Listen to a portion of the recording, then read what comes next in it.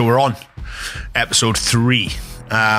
Interesting one this week. We've got a good friend of mine, Kim Hughes, with us. Kim came up. We've been hashing out some ideas with some narrow fabrics and sewing and bits and bobs like that. He's been threatening to come up for a while. We've finally managed to get him up north, the true north, and make stuff happen. And yeah, it was an interesting day yesterday. So without further ado, Kim, welcome, mate. How you doing? Buddy. Yeah, I'm good, mate. A little bit delicate after last night, but I'm good. Yeah, we had the joys of Matthew Street, mate. We yeah, on a Monday night of all the fucking nights, to be fair. Yeah, where did we go? Sergeant Pepper's in the cabin, I think, wasn't it? I mean, it was the first place was questionable at best. Sergeant Pepper's. Yeah, the cabin was actually all right. It was a good laugh. Cabin's good, mate. I like Sergeant Pepper's. It's very much like fucking Jesters. Jesters in Plymouth, mate. Jesters of Liverpool. And it's very much me, that. It's just fucking horrible, which is perfect. So yeah, we had a good day yesterday, mate. Bust out some bits and some prototype and stuff. Yeah, absolutely. And yeah, thanks for that, mate. Just getting some R&D done for some tactical stuff. But. Absolutely. So easy for me, guys. I know Kim. I've known Kim for a long time. Some of you who are listening / watching may not know who Kim is. So, mate, if you could, start from the beginning. Where did it all start for you, mate? Where'd you grow up? Where you from? I'm ex-military, mate. Okay. I did 24 years, just shy of 24 years in the military, bomb disposal. Grew up born in Germany. Grew up in Shropshire with my family. Joined the military really young, Pad's brat. And that was essentially me, mate. Bounced around 23 years doing stuff in places. And things, in places, get out. And now I do a bit of everything from contract work overseas for the Foreign Office through to tactical instruction, counter-terrorism training, all that sort of jazz, and a bit of writing in between. Absolutely, mate. So I'm consciously aware we've got some of your books over your shoulder there, strategically placed. Yeah, it's an interesting career path you've had, mate, and you've sort of capped over it there in like fucking 2 sentences. To be brutally honest, there's a lot more meat on that bone. Army. How old were you when you joined up, mate? When that happened? I initially joined at 16.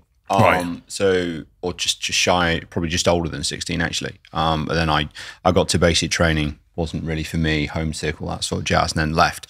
Had about a year out in Civvy Street, doing labour work, all that sort of jazz, and then rejoined. So rejoined at 18. So when you rejoined at 18, did you come, to my knowledge, you can't just join up straight into EOD? You have to have a... Yeah, I mean, no, I joined as a driver, in the Raw Logistic Corps, but it was a classic case of go to the careers office and they tell you that being a driver is the way forward, it's the best thing in the world, all that sort of stuff. Not known to me that they obviously have a quota, or had a quota at the time. So I joined as a driver. I lasted about 3 years before I went to Northern Ireland to drive the bomb disposal teams. And then after that, I was hooked. And then I retraded to what is known as an ammunition technician, right? Where you learn everything to know about ammunition, and then you subsequently either go ammunition route or you go bomb disposal. And I sort of went the bomb disposal route, which was me. How was that transition, mate? To make that happen? If you've got junior lads listening in now and they've got this idea of going EOD or going ammo tech or whatever, so that process, you go up to your DO or CEO and I mean, for me, you just do an internal change of trade. You can't just become an ammunition technician or hope that you're going to get it. There's a selection process, a psychometric evaluation.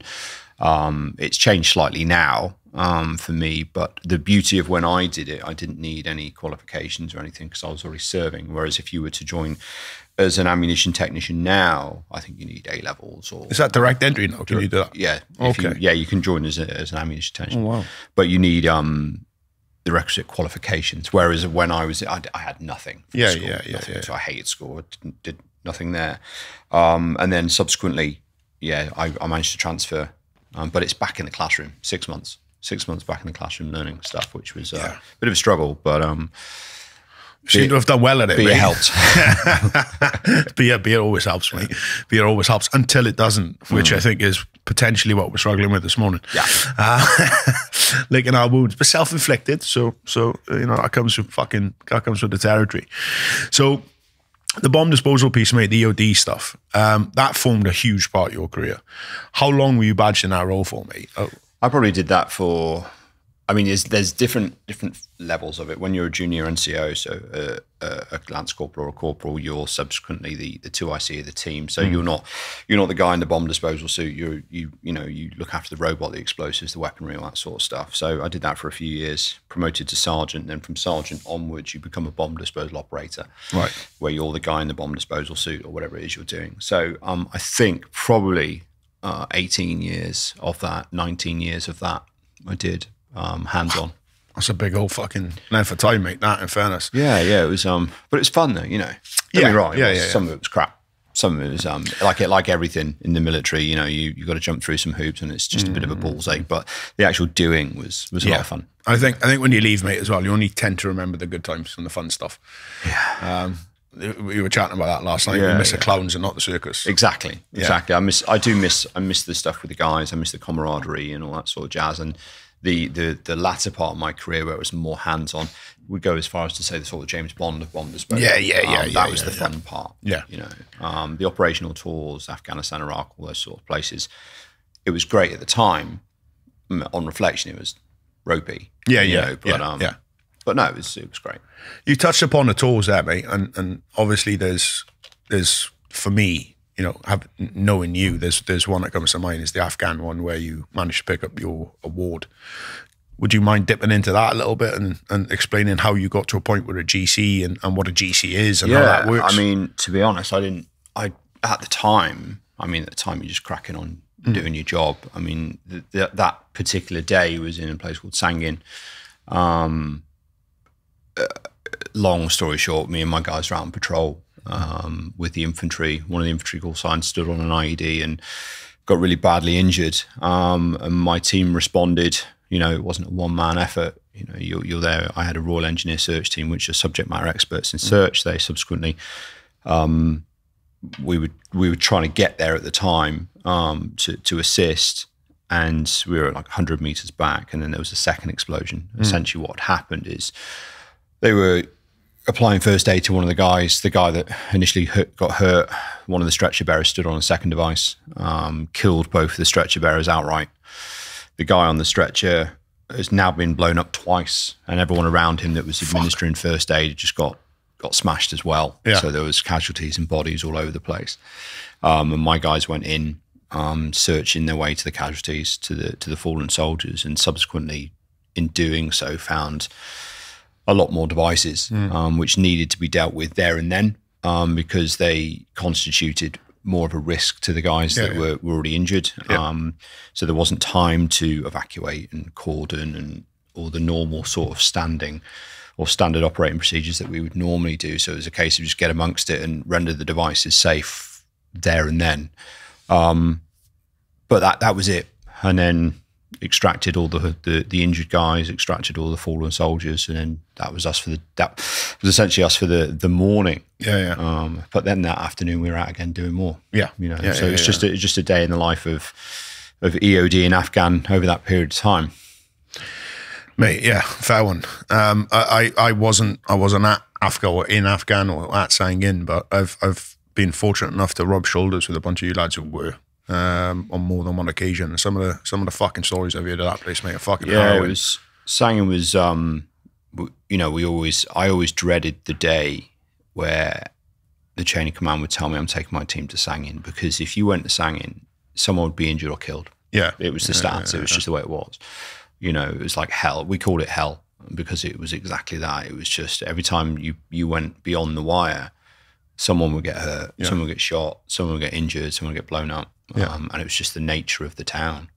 So was that your first tour, second tour of Afghan? That was my first tour of Afghan. I did three tours in total of Afghan. That was my first tour. And then my subsequent tours, that was me on the ground on the first tour. The second tour, I was the ops warrant officer. So I was in the ops room deploying the teams. And then my last tour, I was the senior warrant officer in charge of EOD in Helmand. For UK and coalition forces. So, and that's when my brother was out there. That's when Lee was out there, and I was essentially sending my bro out on the ground to do bombs, which you can imagine my parents loved. But he's told me some stories, mate, of like you being out or coming in, and you're basically tagging each other in and out on jobs and stuff like that. Like that is fucking insane. Yeah, it was a weird one, you know, because you know, he's my bro, but he was a bomb disposal operator like me, fully qualified.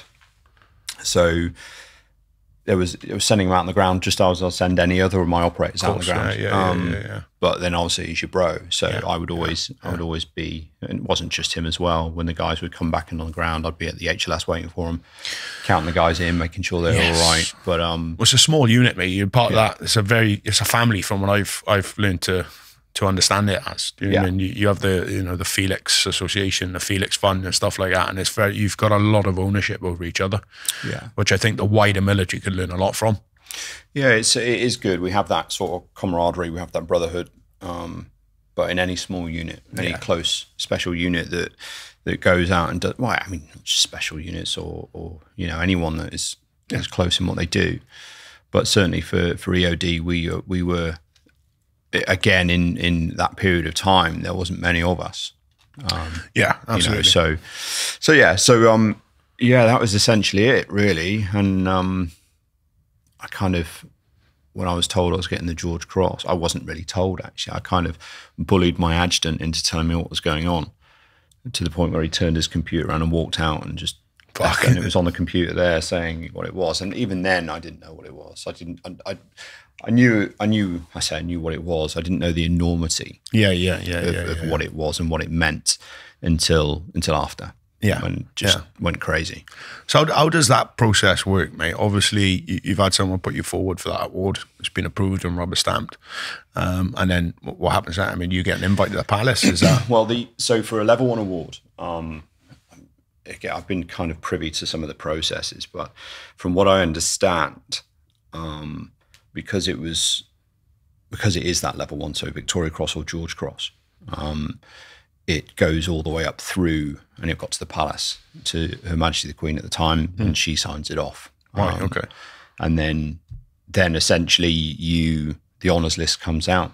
I was warned off beforehand, before the honours list, because of the level of award that it was. And I then went to a number of MOD things, which I had to be briefed into stuff and all this sort of thing. And then when you go for your investiture, you just go to the palace. I was fortunate enough that I went to Buckingham Palace, and fortunate enough that the Queen gave me the award, you know. So, and it's just a fantastic day.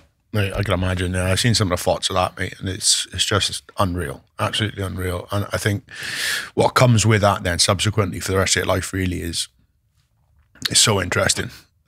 Because you've gone from that really small unit within the military, so now you're kind of outside the military, but you're still again within this really small sort of community or circle of VCGC guys in that association, and you get to attend some incredible things, some awful things as well, funerals, weddings, events, anything. I was actually down in London for the Queen's funeral. I had the missus and the kids. We were staying at the Jack, and bumped into you guys. You were all off to go to the Abbey and do your thing there. How's that experience been, mate? Do you know, being in that mix and in that fold of the association? You know what? I've said it's been the best thing and the worst thing that's ever happened to me. And I'm not ungrateful. But, you know, you're military and you're a soldier first. But for about a year and a half, probably longer, and then a stretch over a 10, 11-year period, you essentially are the core show horse. Don't get me wrong, I've been to some fantastic things, and I would not be where I am today if it wasn't for that, without a doubt.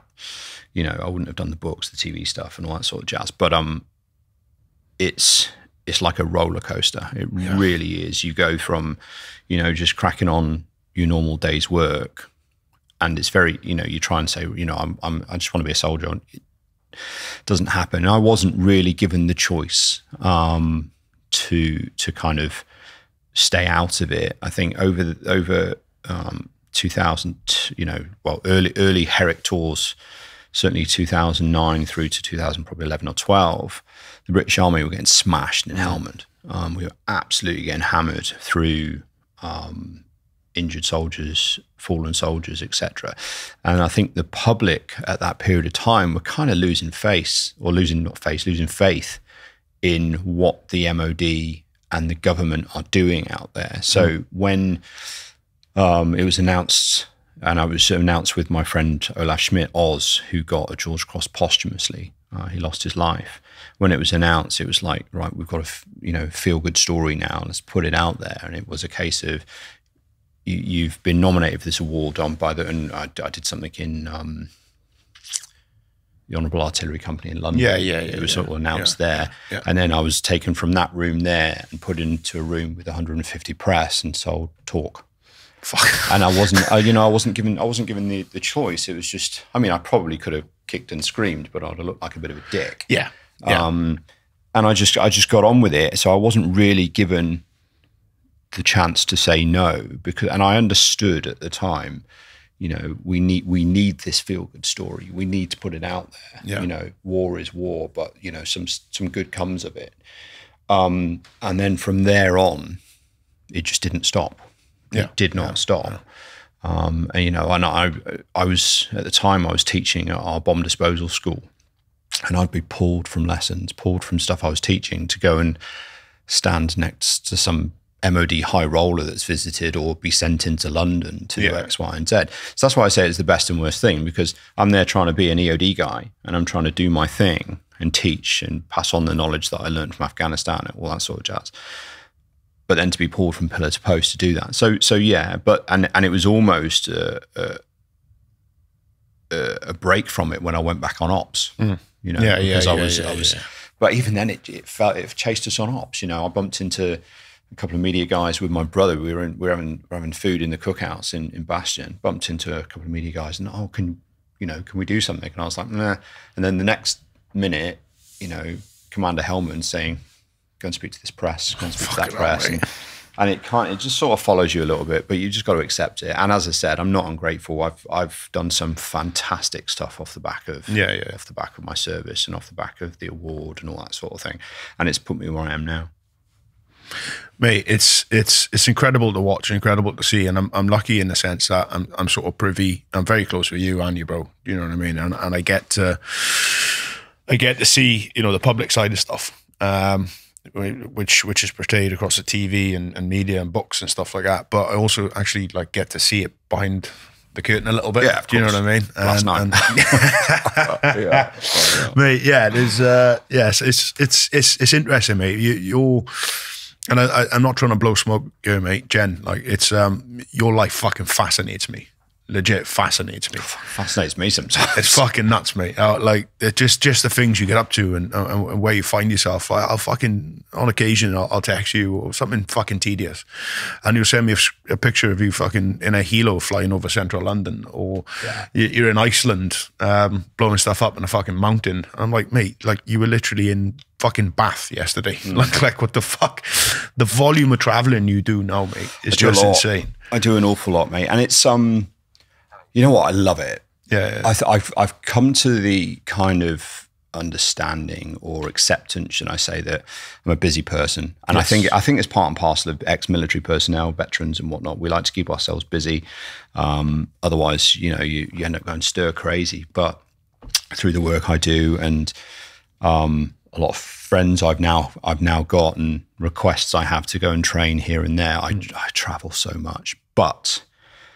I think I was saying last night, I like sleeping in my own bed. Yeah, I get that. I do miss that sometimes. Yeah, I get that. You bounce around so much, mate. You bounce around so much. You do a bunch of stuff in random places as well. Where were you last week? What was it? Macedonia and Poland last week. Just fucking, how many people have you ever met who's been to Macedonia? Do you know what I mean? It's not a fucking normal place to go, is it? Do you know what I mean? I spent a lot of time in the Western Balkans doing some stuff, which is pretty cool, actually. But equally, I spend a lot of time all over the world. I'm very fortunate that I get to travel. Yes. Well, you touched on stuff earlier with the TV and the books and things like that. Give us a bit of an overview of that, mate, and how that works. Yeah, so I've got a few books out now. from my autobiography, Painting the Sand, through to my fiction series. TV is come on leaps and bounds. You know, been commissioned to do a TV show, which we're just finishing the script for now, which is great. Watch this space. So hopefully that will go well. Fingers crossed, and then hopefully off the back end of that, the next bit of the series will come out for the fiction writing. So yeah, it's again another roller coaster, mate. Going from writing non-fiction to fiction to TV. It's weird. How do you structure your time, mate, around this stuff? Because like Jen, because first and foremost, like, you're a human, you have a family and you know, that type of stuff. In addition to that, you have you know, the VCGC association stuff that you do, and you do fairly regularly. You do your own stuff where you're traveling around and doing bits and bobs, and then on top of that, you manage to bust out some books. Yeah, it's Is there a structure to how you deal with that, or is it just do it? I don't really write stuff down and try and figure it out. I just do it as and when. I mean, the book stuff it's all slow burner. You know, you take your time over writing it and whatnot. Although fiction writing is a lot quicker than an autobiography, for example. And then the TV script writing is completely different again. I kind of just fit it in. Just around, happens. Like, you're on a flight. Or you're and when I'm traveling so much as well, you know, I've spent a lot of time in the air at the moment. So there's a lot of time to be able to write, to be able to reflect on stuff and plan. But then I'll get fastballs that will come in. You know, so I'll be sat here doing this today, and then tomorrow I'll be in a different country doing some other stuff. So I just kind of fit it in as and when you can. As and when, yeah. I don't sleep that much, to be honest. No, I noticed, mate. I noticed. Jesus Christ, mate. Yeah, it's interesting. The TV stuff, I'm really excited for, mate. I mean, I've seen, you know, other people do similar things across the pond where they've had books and you know, publishing deals and stuff, and that's evolved into TV shows, and it's worked out really well for them. I'm fucking hoping it goes the same way. Yeah, thanks, man. Hopefully it will work well. Yeah. It's going to be exciting, mate. It's an exciting journey. Yeah, it is. I mean, I'll see how, certainly the TV stuff. The TV stuff's really exciting, and it's there's a space for you on it, mate. Oh, mate, yeah, brilliant. Background walking. One scene, a little cameo thing. I'm up for that, mate. As long as something like really weird or random, that's what I want. Happens to you. Yeah, I want to be the guy riding the goat or something like that. Do you know what I mean? I said I would do it as long as I get taken out in the opening scene. Yes, that's me done. Yes. I'll be your buddy, mate, and we'll get taken out together. Although I'll probably have to handcuff myself to a treadmill these days to pass as a functioning member of the British military. But yeah, it's cool. It's epic. It's nice. It's nice to see you grabbing it by the balls, mate. In all fucking fairness, and making stuff happen. It's banging. Essentially, mate, this in many senses is loosely related around being a watch podcast. Oh, yeah. I know you're a bit of a fucking pest when it comes to your watches, Absolute watch pervert, mate. We've shared a few beverages in the past with some watch company owners, Jake from Sangin, legend, Connor from Tor, and you know, a few little fucking jollies like that, mate. Talk us through the watch side of stuff for you. How long have you been into watches? When did this become a thing? Oh, you know, I used to collect Timex Iron Man watches because they were my thing. I used to love them. And then after I passed my high threat bomb disposal course, I said to myself, if I survive Afghanistan, I'm going to buy myself an Omega. Yeah. And I did. So my first kind of really nice watch was an Omega Seamaster. And then I just got the bug. Yeah. You know, I think I've got 29 watches, I think. Fuck. I think my last count, 30, because I've just bought another one off Jake. Of course. 30. Yeah, I've just got his new Black Overlord. Yeah, which is just coming in. So, I have got an array of watches, man. Yeah. I've got so many watches, which I rarely wear. That's the reality of it, mate. And I'm coming to that realization now as I'm getting a bit more mature in this fucking collecting space, where I'm like, well, I've got a lot of fucking watches. A lot of them I'll never wear, but I'll never get rid of because they mean something in a certain fucking way, or they represent something or some fucking passage of time in my life. But that's made me sort of lean up on what I want to add to the collection now as well. So I'm looking at it, I'm like, right, okay, will this get used, or is this a want or a need? Do you know what I mean? Is they're all wants, mate. They're all wants, mate. None you know of them what I need. mean? Yeah, well, fuck. You try to get past my missus, mate. It's good. You're gonna have to come up with a good fucking need story. Yeah. That's how we facilitate that one. But yeah, it's interesting. Your array of watches is fucking interesting, mate. Yeah, I've got you know what? I've got loads. Which I range from. I have 4 or 5 Sanguine watches. Yeah. I've got a load of Breitling Omega Tag. You know what? I did have the Rolex Batman, but unfortunately, I just didn't wear it, so I ended up getting rid of it. Yeah. Gutted about that now, to be honest. Yes. I think I know where that went for a period of time. Yeah, it's so it's one of those. Braemont, I've got a few. And then obviously the bomb disposal series, we had a custom build from Breitling, we had a custom build from Braemont, anniversary watches, King's coronation watch, et cetera, et cetera. So, and I've been very fortunate. I've been gifted a few watches as well along the way, which has been quite nice. But yeah, I'm running out of space at the moment. Yes, that's my things: guns and watches. That's my two things. So, Jen, question then on merging the two kind of topics we've chatted about so far, watches and the EOD space. Functionally, what would make a good EOD watch? If you had a blank piece of paper and you couldn't fail, what would you build?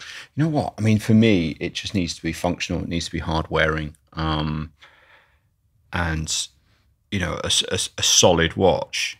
But I like lightweight, so titanium, black clearly. Yes. But again, it's for me. I don't like too busy. I like the time and the date.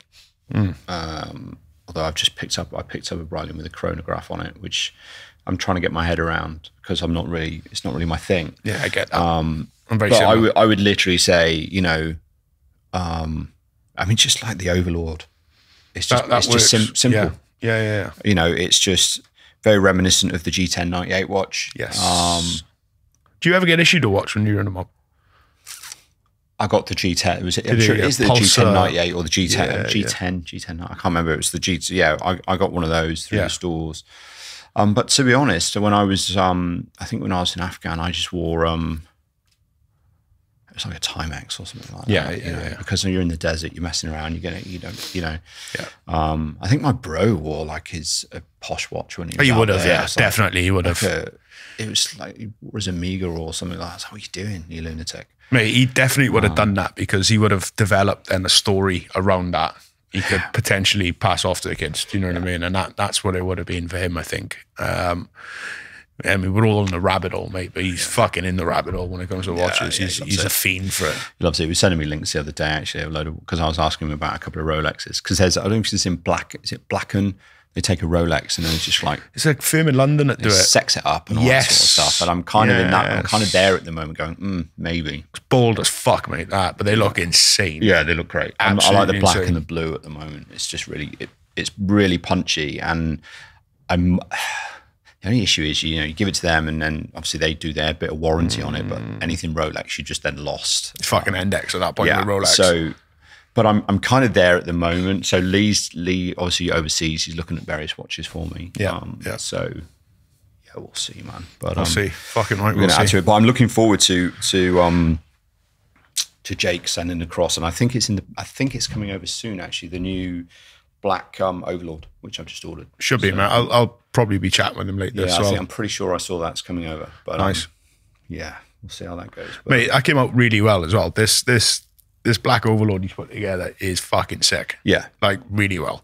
He's a dick because as soon as it flashed up on my Instagram, I was like, oh, here we go. And I bought one there and then. Yeah. It's fucking Yeah, he's very good at his advertising. I'll give him that. He's very good at his fucking job, mate. He's very good at his job. He makes a fucking good watch, in fairness to him. Yeah, he does. And he hits it right on the design and the fucking marks and stuff like that. And this, and talking to Jake, I mean, obviously, you know, him with the watches and you know, you're into the gun stuff. We got Connor then on the knives. Knives. I've got so many. You know, I've probably got four O'Connor's knives, I think, 3 or 4. Yeah, I'm hoping to get Connor on at some point, and Jake, obviously, you know, to have a conflab, and potentially, if we're ever in Liverpool, all of us, we can have a little fucking team. Oh, mate, to be honest, that'd be a right laugh. That probably wouldn't be allowed to go out, to be fair, mate. That'll just end up fucking weird chats and fucking all sorts of.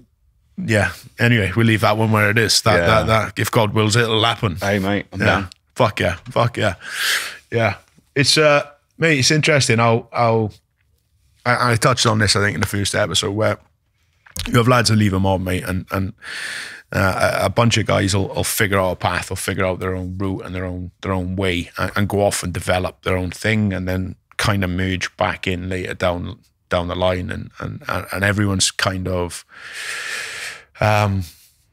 in a similar space. That's what I found from my perspective, mate, on the watch side of stuff. Obviously, I've gone into the straps and this and the other, and I've stumbled across Jake, stumbled across Connor, stumbled across a bunch of other people, your bro, this and the other, and everyone's got quite a bit of fucking ownership over their life at this point, and everyone sort of merges back together and we're in a similar place mentally, where you're ahead of stuff, and that's interesting, mate, to see and also to hear, because I remember when I was in and when I was looking to come out, it was oh, what are you going to do? Go and flip burgers? Do you know what I mean? There's nothing out there for you. Stay in, this, that, and the other, and it's fucking daunting.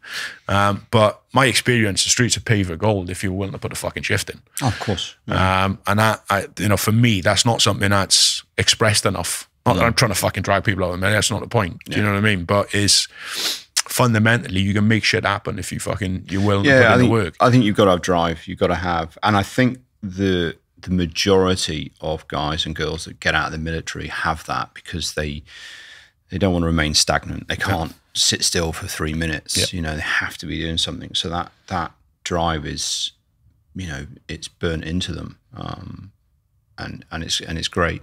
It's unfortunate when you see it doesn't work out for some guys that leave, but the majority, again, it's that whole them going out and getting after it. That's what it's about. It's about getting after it. 100% it is, and it's all it takes. All you got. If you make stuff happen, it'll fucking happen for you, and that's something I fucking swear by. Absolutely create your own destiny. Yeah. For you, I mean, you're absolutely fucking smashing it, mate, and it's nice to see. Yeah. I know the humility's kicking in there. Let's hope it. Yeah. Yeah, exactly. Same as all of us do. Otherwise, I'll be coming to you for a job, mate. And I don't want to come and live up here. From what I saw yesterday, mate, you make a fine strap maker. Honest to God, you'd be brilliant at it. Over it, mate. Yeah, you'd be brilliant at it. So it was an interesting day yesterday, mate.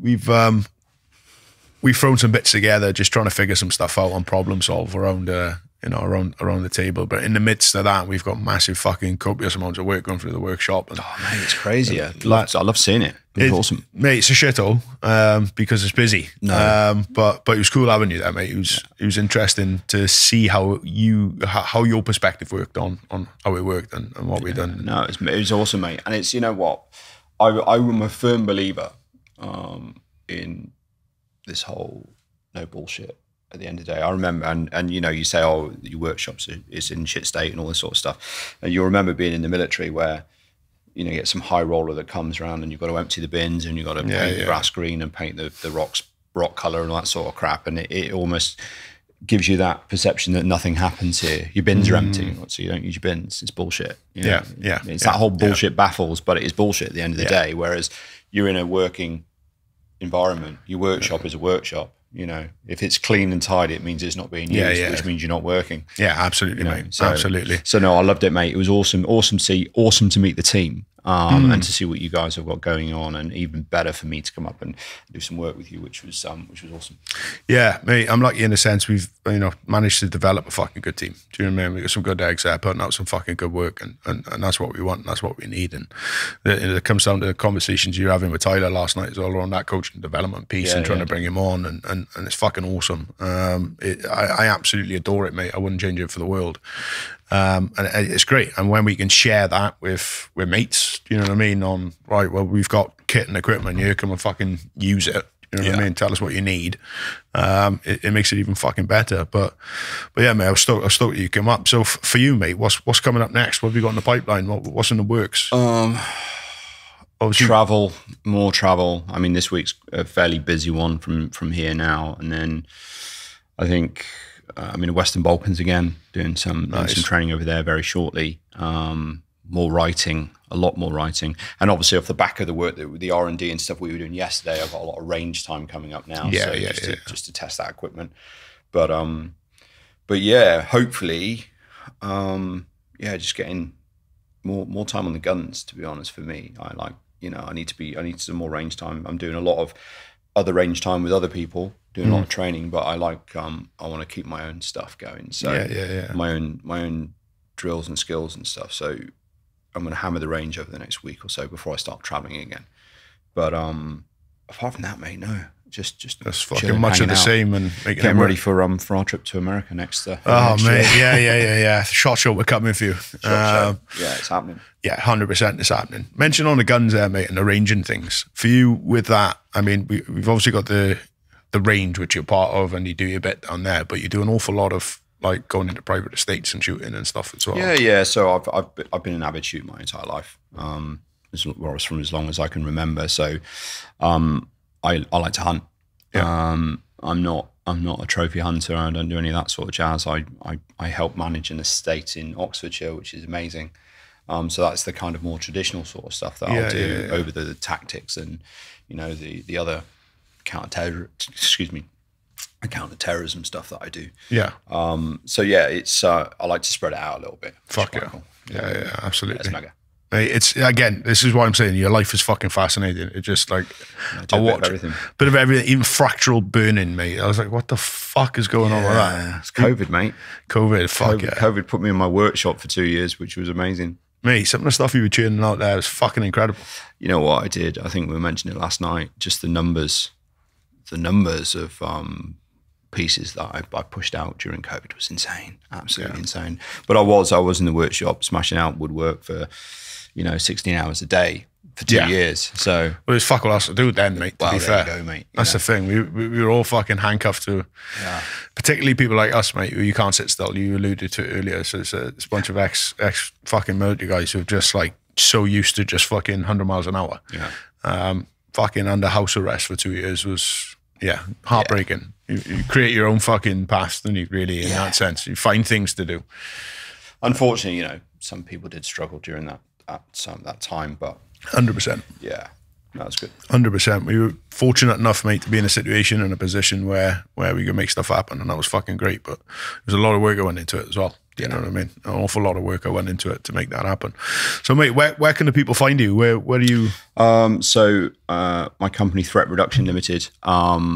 I'm on Instagram under Threat Reduction. My website, I keep saying to people, my website's coming. It is. I've literally got 3 drafts of my website at the moment, and because I'm traveling so much, I've not got the chance to do it. But that will hopefully be up and running at some stage. So that's threatreduction-uk.org. Yep. And then you can reach out to me on there for training and all the other stuff that I do. But otherwise I'm on Instagram. Bounce you and you can get me. If you're looking for Kim, you'll find him. You'll find him pretty easy on Instagram. But be careful because there's a few fucking pages out there pretending to be you. This keeps popping up. I get copied all the time. Why? I don't know why. Why would you want to? Still, I don't know. I get loads of people cloning my pages, and I'm not sure why. But whatever. But fine. It's just keep an eye out on and make sure the right people follow the one you fucking look at, or if you're trying to find Kim and make things happen. But mate, it's been a blast. Thanks for making some time, mate. Thanks for having me on to come in and I'm looking forward to the upcoming soiree around Las Vegas in January. Yes, I'm sure emotional. Yeah, fucking right it is, mate. If we're licking our wounds now, do you know what I mean? Well, that's it. I mean, a Cinderella night in Liverpool, home by fucking 12. God help us in Vegas, mate. I'm going to be on them fucking IV drips and everything, making stuff happen. I mean, I'm down. Let's do it. Let's fucking make it happen. Mate, listen, thank you. Thanks again, mate. And I look forward to seeing you again. Yeah, thanks, buddy. Cheers, bud.